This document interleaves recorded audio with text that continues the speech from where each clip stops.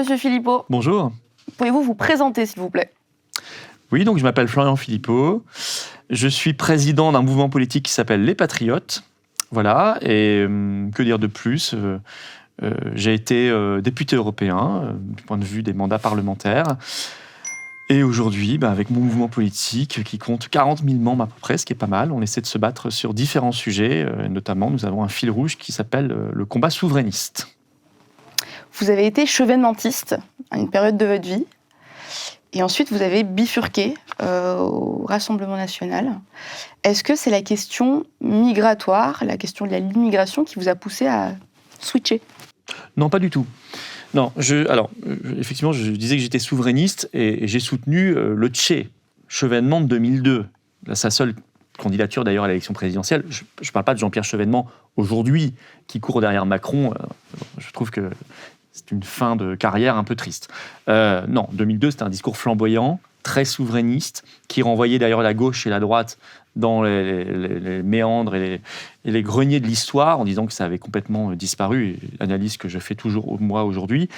Le clivage, pour moi, se situe entre, si vous voulez, ceux qui croient en la France et ceux qui n'y croient plus, les souverainistes et les mondialistes, on pourrait dire. Et effectivement, cette campagne était magnifique en 2002, il faut le dire, parce qu'elle avait dépassé les clivages.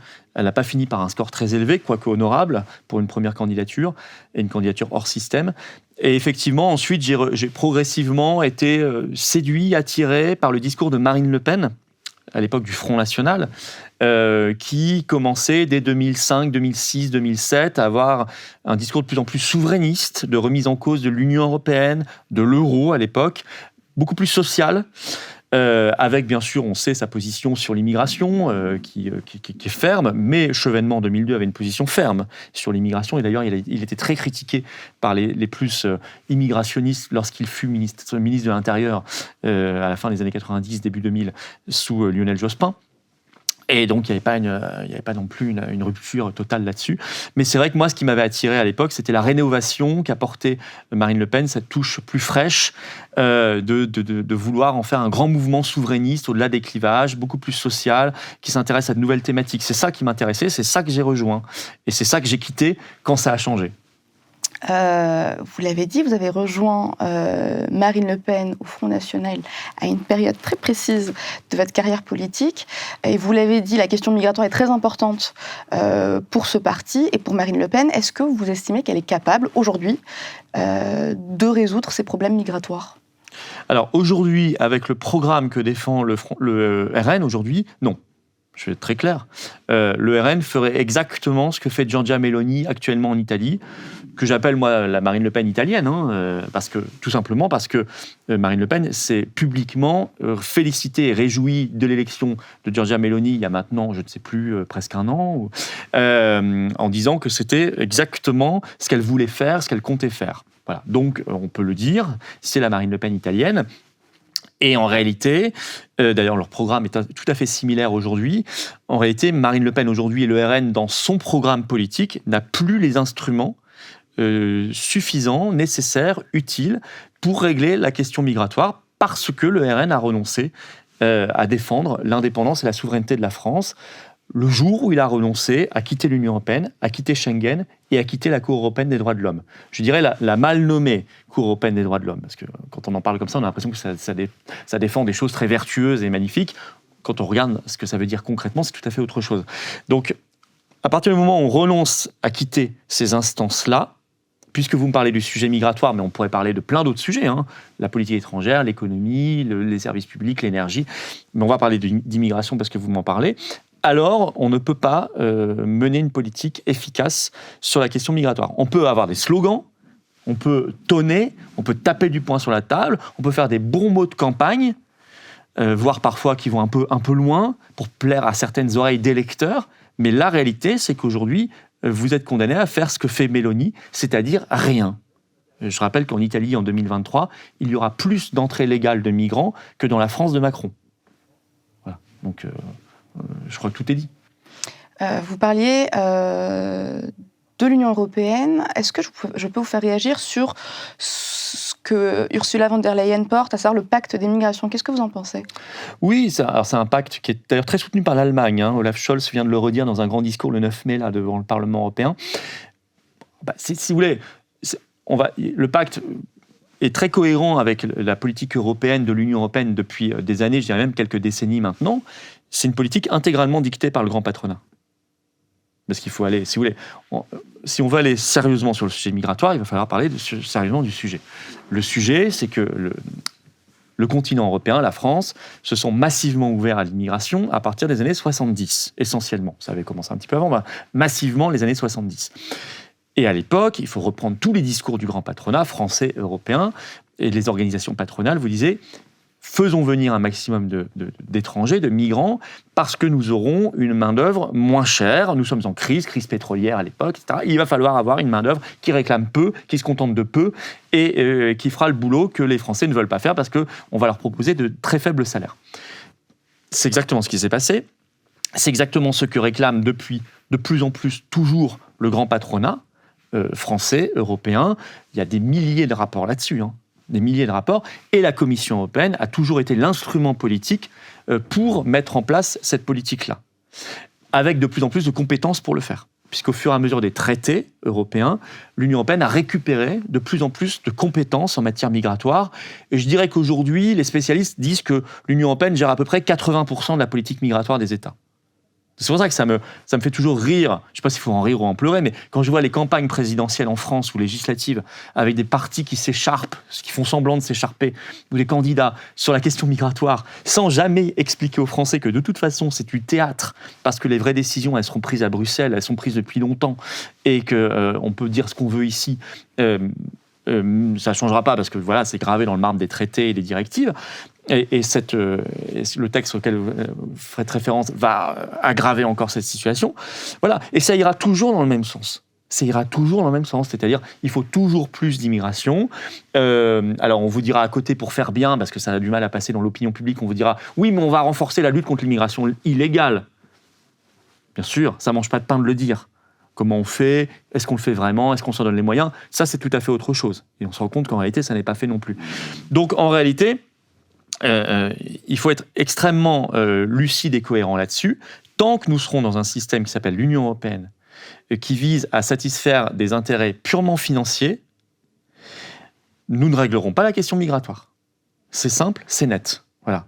On peut en parler autant qu'on veut, et qu'on ne me fasse pas croire qu'on réformera l'Union européenne. Vous ne changerez pas l'ADN de l'Union européenne. Voilà.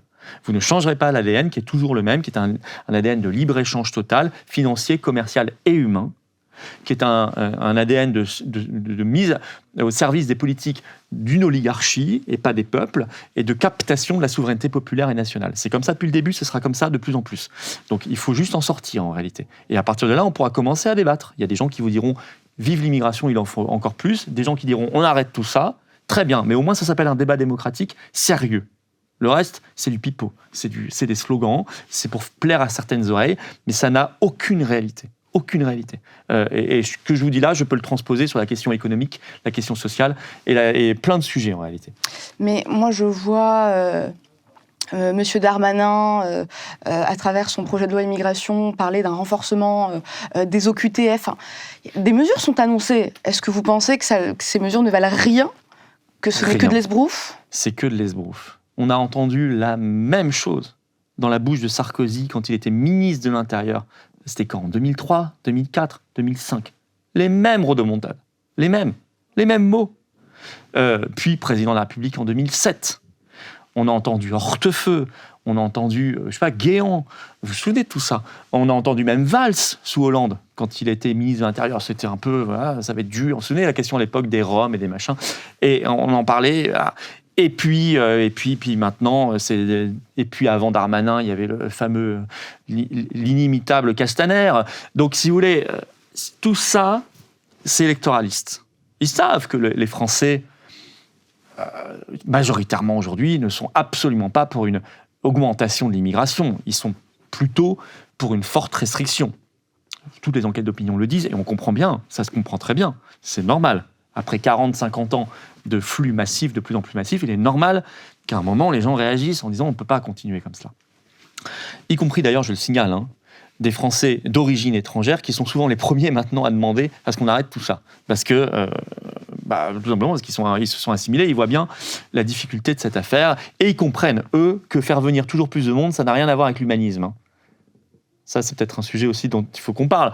L'argument humaniste de nous faire croire que faire venir plus d'immigration, c'est avoir du cœur et refuser, c'est de ne pas en avoir, c'est une inversion des choses. Moi, je suis absolument persuadé qu'on pourrait travailler en bonne intelligence avec les pays de départ, qu'on pourrait éradiquer les mafias et les trafiquants d'êtres humains, qui sont des ordures, qui se font du fric sur le dos des gens et sur leurs morts, y compris dans la Méditerranée. Et ça, ce serait une vraie politique humaniste. Et qu'on pourrait avoir de bien meilleures relations, d'ailleurs, avec l'Afrique qu'on en a aujourd'hui, où on a des relations épouvantables. Et ça, ce serait une vraie politique humaniste. Si on arrêtait d'aller faire des guerres là-bas, comme on a fait la guerre de Libye en 2011, probablement qu'on réglerait bien mieux la question migratoire et que ce serait une vraie politique humaniste. Vous savez, la Libye, en 2011, moi, j'étais en temps réel contre cette guerre. Et en temps réel, je le disais publiquement, je disais ce qui allait se passer si on la faisait. Parce que maintenant, c'est bien vu de dire, c'est très bien vu aujourd'hui de dire il fallait pas faire la guerre de Libye, Sarkozy, les Américains, BHL, tout ça. Très bien. Sauf que la plupart des gens qui vous le disent aujourd'hui la soutenaient à l'époque. Moi, je le disais à l'époque, en temps réel, voilà. Donc, et c'était pas facile à l'époque. Il y avait une espèce de pensée unique compliquée. Donc, voilà, ça, vous voyez, ça, ce sont des politiques sérieuses. Le reste, Darmanin, tout ce qu'il peut vous dire, les OQTF, 95% ne sont pas appliqués. Je prends le pari avec vous, dans un an, on refait le point, 95% ne seront pas appliqués, puisque la jurisprudence de la CJUE, Cour de justice de l'Union européenne, et de la CEDH, de toute façon, iront toujours dans le sens d'une non-application. Vous avez dit, on les fait venir, en parlant des migrants.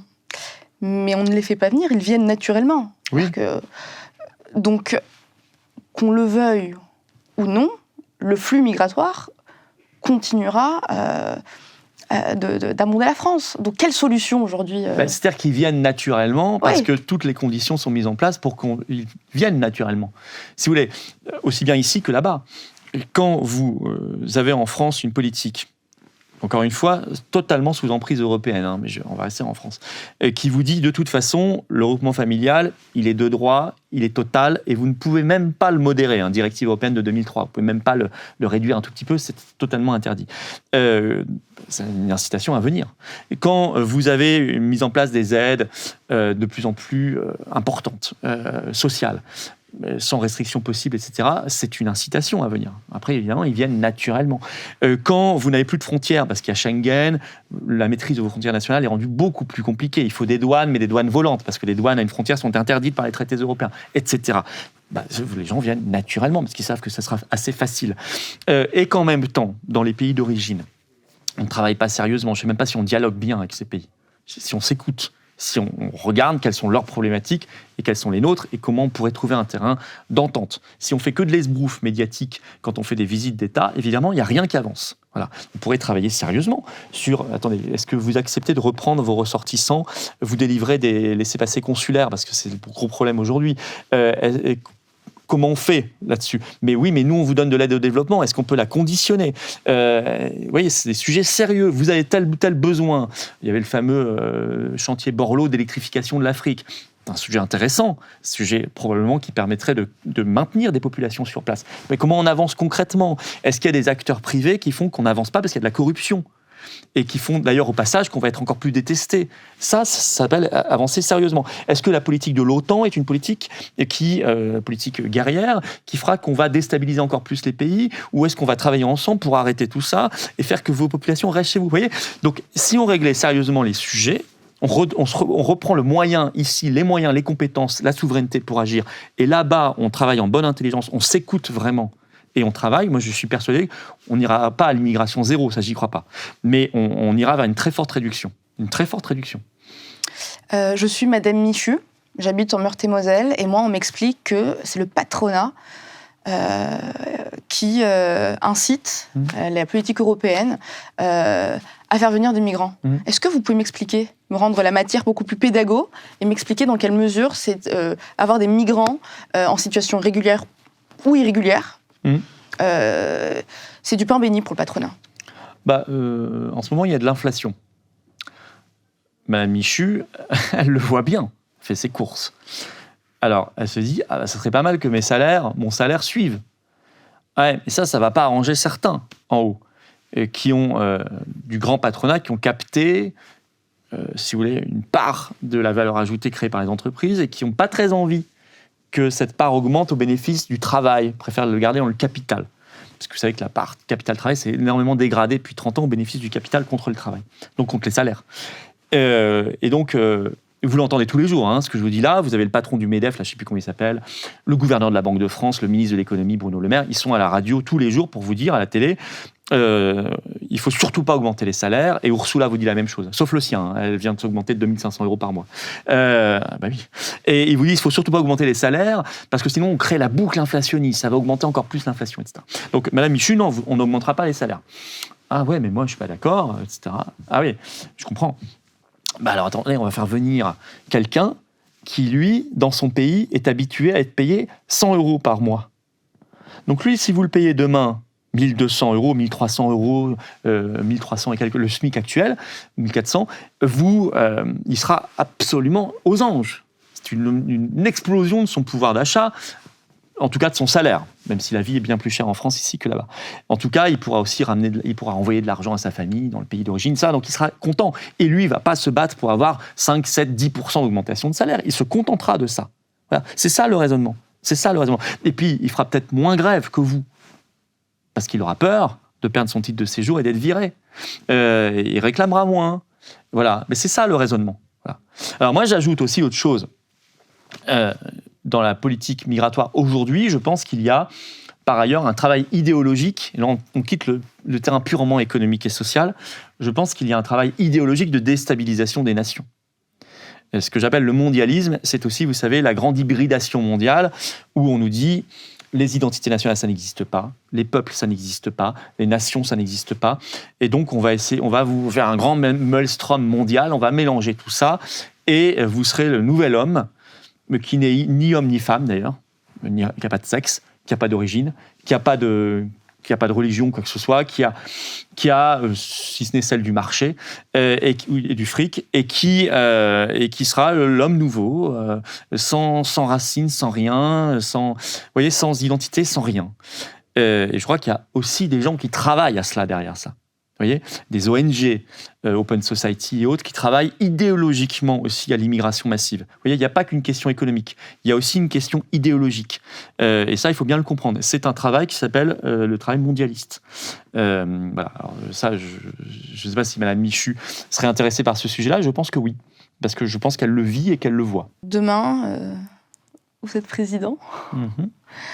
Je suis déjà président des Patriotes, bien évidemment, mais vous êtes président vous voulez dire de la République. Exactement. C'est autre chose. Exactement. Quelles mesures prendriez-vous, les premières mesures que vous prendriez pour lutter contre l'immigration illégale ? Ah, mais ça va être très simple, mais c'est sur ce sujet migratoire comme sur quasiment tous les autres sujets. Si je suis élu président de la République, c'est que j'ai fait une campagne où j'ai dit, si vous m'élisez, on quitte l'Union européenne. Donc on quitte l'Union européenne. C'est évidemment la première mesure que je mets en place. C'est ce qui déverrouille la situation. Ça n'est pas la baguette magique, attention. Moi, je n'ai jamais dit que le Frexit nous donnerait un paradis pour 1000 ans. Non. On fera probablement encore après des erreurs, des fautes, on s'engueulera entre nous. Enfin, au moins, on débattra pour quelque chose. On pourra prendre vraiment des mesures sur le sujet migratoire, économique, social, l'énergie, la politique étrangère, la guerre ou la paix, tout ce que vous voulez. Là, aujourd'hui, c'est un théâtre. C'est pour ça que les gens ne vont plus voter, d'ailleurs. De manière rationnelle ou intuitive, ils comprennent que le pouvoir est ailleurs. Donc, voilà la première mesure. Évidemment que c'est la première mesure que je prends. Évidemment. Alors, je vous ajoute à cela l'OTAN, la CEDH. Il ne faut pas quitter que l'Union européenne. Enfin, après, on entre dans un autre sujet, mais il faut quitter tout ce qui impose une volonté au peuple. Tout ce qui est supranational. C'est le critère. C'est ça qu'il faut quitter. Je pense qu'on a fini pour les questions migratoires. Mm-hmm. Je peux vous poser d'autres questions, si vous avez un peu de temps. Vous voulez bien.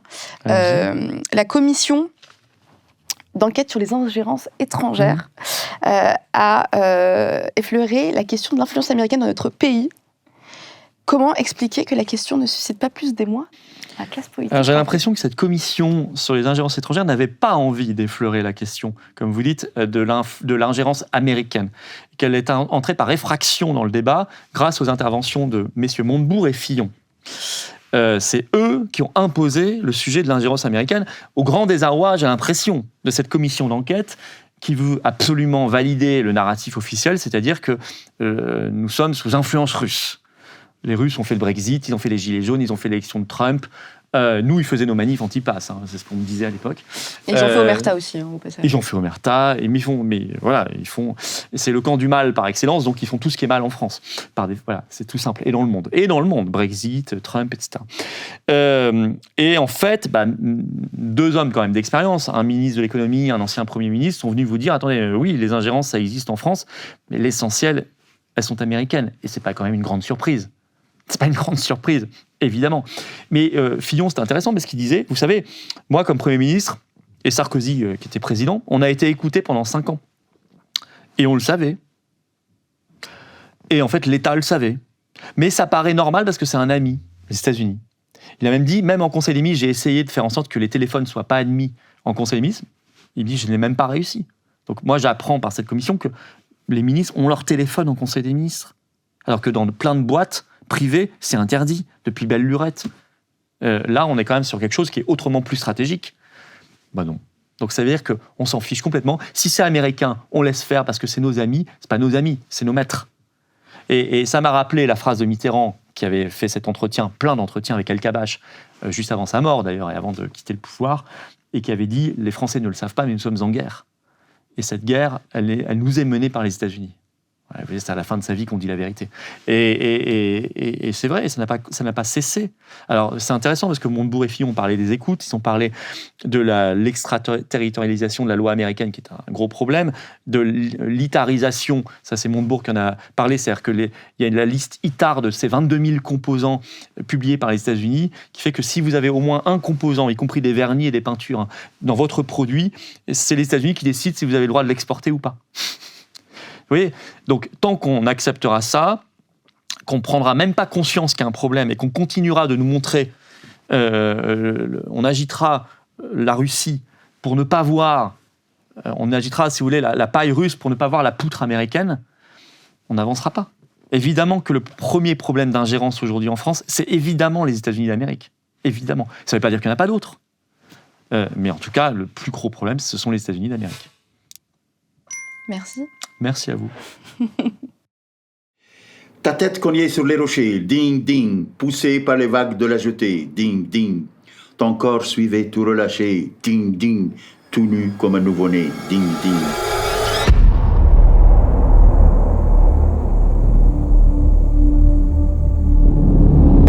Tu voulais regagner la terre, ding, ding, comme autrefois les mammifères, ding, ding.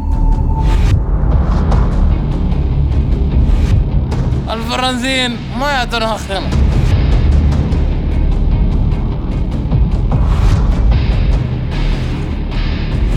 Mais ces derniers étaient vivants. Ding, ding, pour toi il n'en est plus question. Ding, ding. Yeah, I was pregnant with Miriam because of rape.